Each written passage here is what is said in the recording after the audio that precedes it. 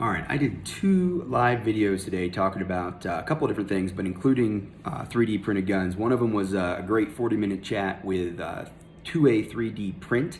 2A 3D Print, you can check him out. Incredible resource to me. I'm about, I don't know, a little over a month into learning how to do the 3D printing thing. And people told me talking about Polymer 80 build kits a lot at the end of last year, October and November. So big into the do-it-yourself gun thing. I think the do-it-yourself gun thing is incredibly important to support. I've gotten really passionate about it because it's fun.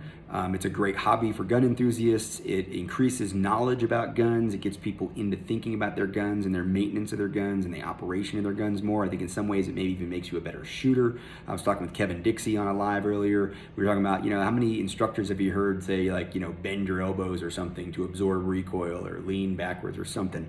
You're not supposed to absorb recoil with your body, right? Like the way the guns are engineered, the spring absorbs the recoil so that the slidey part has that energy to push it back to put the bullety thing in the barrel so it can pew again.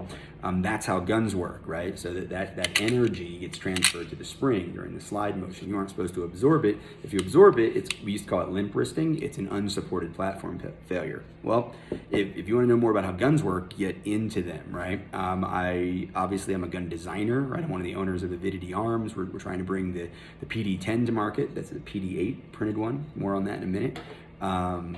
That'll happen. Separate from that, as an individual, I'm a gun enthusiast. I'm a hobbyist, right? And I am now more into like touching guns and building guns and doing stuff than I have been, honestly, probably since the 90s, with like 1911s, like filing, parts like Ed Brown, Smith & Alexander, like all those custom parts going into, you would buy the frames from Caspian or cheap ones from Norinco, and we would build guns, right? We weren't machining the frames, but we were filing the parts and getting them all to fit together. So if you're into that, cool.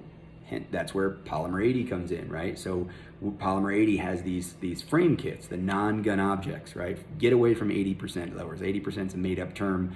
I was talking to the Polymer 80 guys, one of the guys today, and I'm like, I know it's in your name, man, but we just got to get away from it. It's the non-gun object. So it's a non-gun object when you buy it.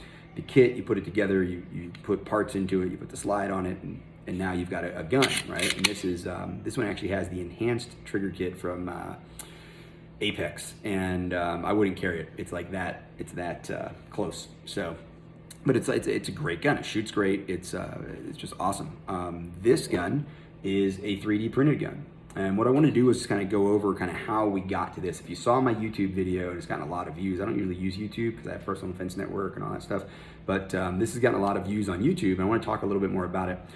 This was printed probably about 3 weeks after I started, maybe 2.5 weeks after I started printing. And the very first frame I printed that was usable was this one, and it's off of a file from Free Men Don't Ask, FDMA. It is based on the internals of a Glock, obviously, and the slide of a Glock, but it uses the rails from a Polymer 80 kit, which are almost impossible to find if you don't buy a Polymer 80 kit. But that's what this uses. You can get frames, files all over the place that use Glock parts. Glock rails are embedded in the gun, right? So if we go to an actual Glock, right, those rails are part of the gun, so you can't buy Glock rails, wouldn't make any sense.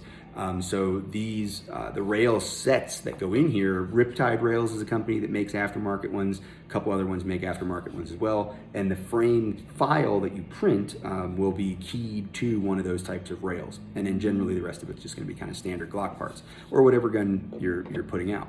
So I did this one first, and then I was like, all right, well, you can see I sanded it. It was really blocky, right? I mean, a regular Glock is pretty blocky. This is a RTF. This is one of my favorite Glocks. I don't care about the finger grooves, one way or the other. So, but I do like the finish on that.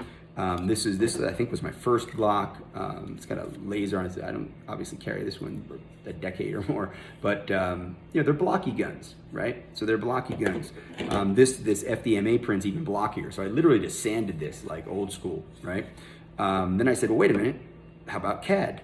And I started, this was, the second week, I started learning CAD, and I started playing around with it. Well, what if I just slice some stuff out, right? Like, does it feel more comfortable? Okay, this is gonna work. And then that got to this true grip reduction, essentially, undercut, some grooves, set up for a right-handed person. You can see trigger finger goes in there. We've got a higher groove up here for the high thumb, right? So That's what this was. And this is the one, this has several hundred rounds through it, some suppressed. You can see in one of the videos I put out, it started getting a little dirty, malfunctioned, cleaned it back up, good to go.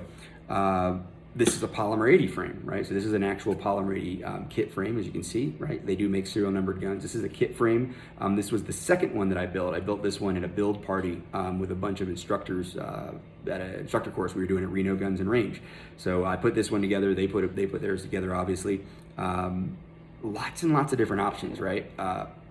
Ultimately, what I like about the 3D printing is that, you know, this is relatively easy. This is a great do-it-yourself project, the kit stuff. But what I like about the 3D printing really is the innovation, the customization, that you get to do what you want, right? I put my initials for the versions on there. This one just came out of the printer. If you haven't done any printing, this looks like weird. One of my friends was like, "What, did spider webs get all over your gun? What happened?" This is called support. So this is the stuff that allows the printer to drop hot plastic and keep the pattern and the shape of like the top of the trigger. If it's printing like this sitting on the bed, this area would sag if it weren't for the support that's built, right? And then if you do it right, which I'm not quite there yet, all of the supports are just very, very easy to pull apart and to pull off. And this is a little bit stickier than really it should be, right? And you see like the logo's in there. So I got to get a little file or a dental pick or something and clean that up and do all that. Well, this one you can see, this is like my latest evolution on the Glock basic frame, right? So this one had the grooves. This one still has the grooves. You can see this, but it also has a palm swell and a deeper undercut, right? So like a little bit more of a CZ kind of feel is what I'm going for. Now, right now it's still kind of chewy, but I think this did what I wanted it to do, right? So now I can get the middle finger up higher in that deeper undercut, right? I still have the groove up here for the trigger finger. I still have the groove, the shelf here for the thumb, but I've also got this swell, which really drives the hand up into the tang, right? Which is what I'm going for on that, right? It might be a little bit big, but again, this is experimentation. This is what I love about it.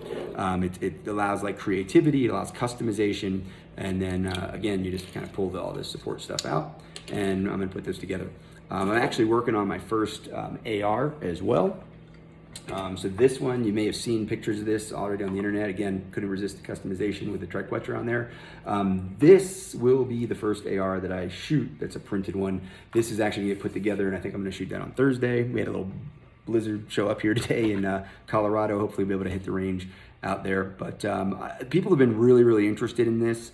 I think that, for lack of a better word, normalizing the do-it-yourself gun building thing is incredibly important to our cause. Obviously, there's a lot of freedom aspect to this. There's a lot of Second Amendment stuff, individual rights, self-preservation, obviously. Like, what's the word I'm looking for? A self-sustaining kind of relationship with your gun. So if you're into the hobby of it, if you're into the freedom of it, if you're into the, you know, just the shall not be infringed part of it, like whatever reason you want to get into the do-it-yourself thing, don't think of it as all like this underground, like people wearing balaclavas and, you know, getting 3 shots before the gun breaks in half. There's a lot more to it than that, and it really does need to be normalized. I mean, I want to see like more industry support. I want to see more companies getting involved. Avidity Arms, I said I was going to get back to this.